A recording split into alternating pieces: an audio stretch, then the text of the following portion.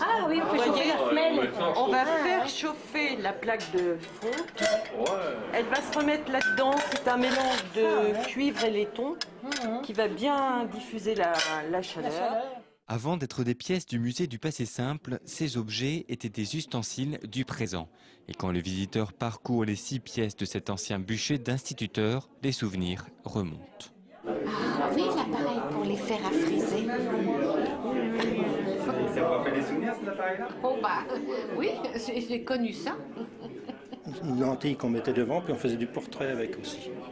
Ça vous rappelle des souvenirs? Oui, j'en ai eu un. Ma mère qui m'avait offert ça. Et ça faisait comme c'est un format des négatifs 6:6. Donc c'était très net, très piqué. De la belle photo, quoi.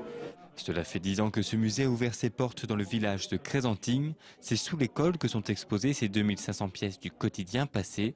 Et si le musée présente quelques pièces remarquables, elles ne sont pas majoritaires.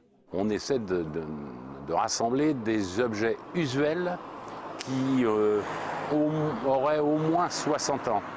60 ans et plus, bien entendu.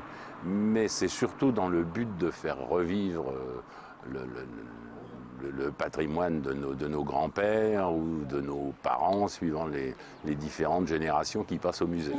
Bonjour, bienvenue au musée. Le musée aussi est remarquable, c'est l'un des rares musées municipaux du département.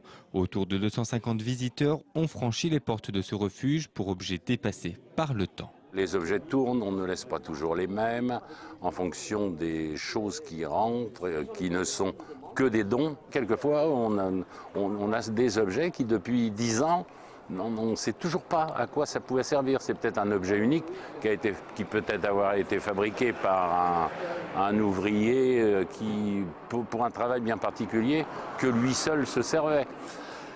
Alors dans ce cas, on met un petit panneau, c'est quoi ça, et on espère que les gens, un jour, quelqu'un passera et nous dira « je me suis servi de ça et ça sert à telle chose ».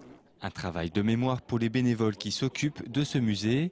Bien qu'obsolètes, certains objets fonctionnent encore, preuve d'un passé pas si lointain.